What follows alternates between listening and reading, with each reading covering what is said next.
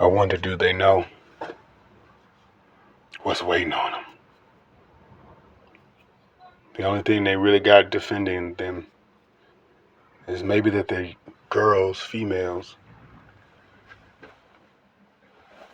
But do they really know the storm is waiting on them? I don't want to record people's children.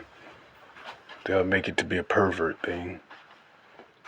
But sometimes when I see black children, I think that, do they really know what's waiting on them? Do they really get it?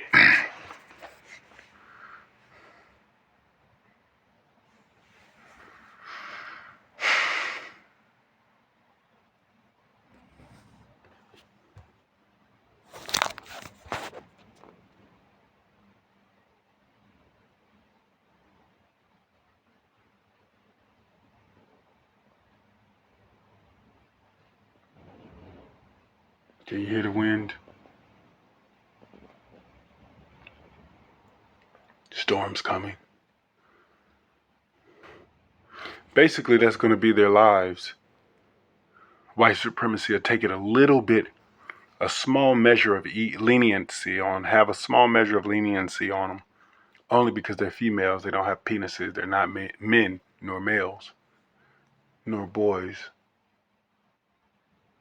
I've learned in the system of white supremacy, the worst, absolute highest offense is not even being black, but being black while male. Being black while male.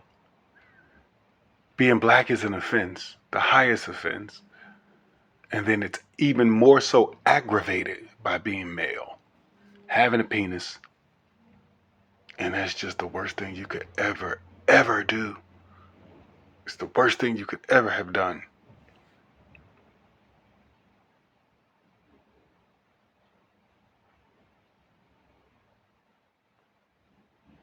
I see these children and I think to myself, no wonder Harris, although I don't support her, no wonder Harris wants to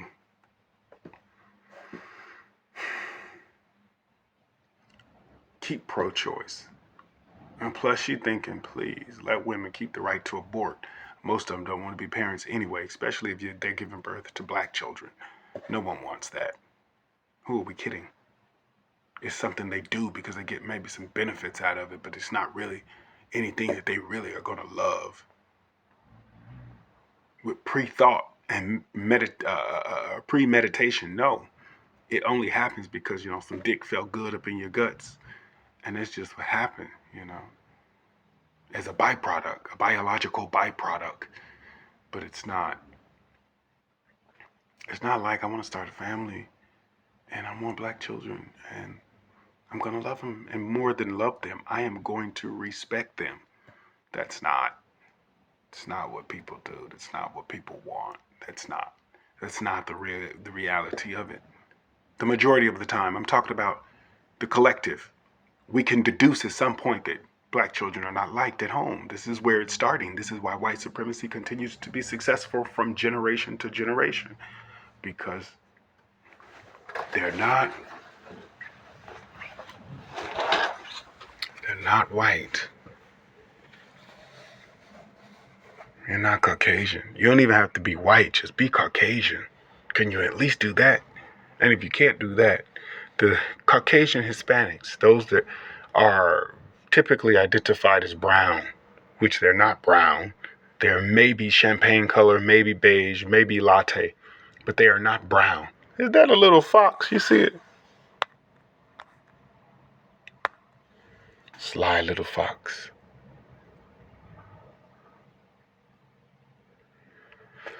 So, you gotta be white, y'all.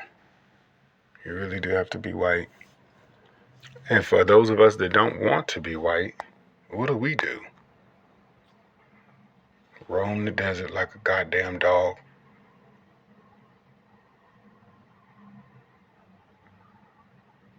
Hoping to come up off an easy meal.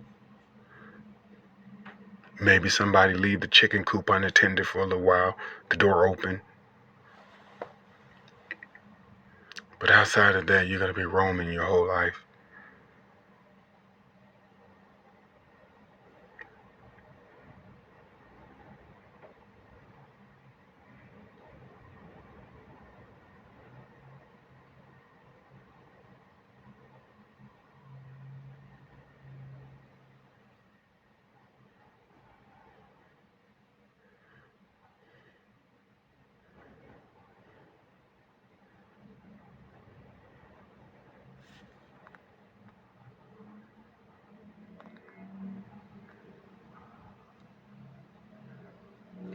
trying to decide which direction to go.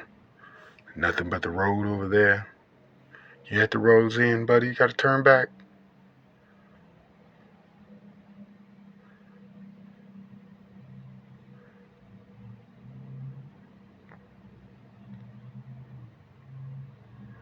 Don't come too close to the settlement. You're scared of humans. They'll start shooting. Welcome to being an outcast. Unless you can be them. Can you be them? I don't think you can.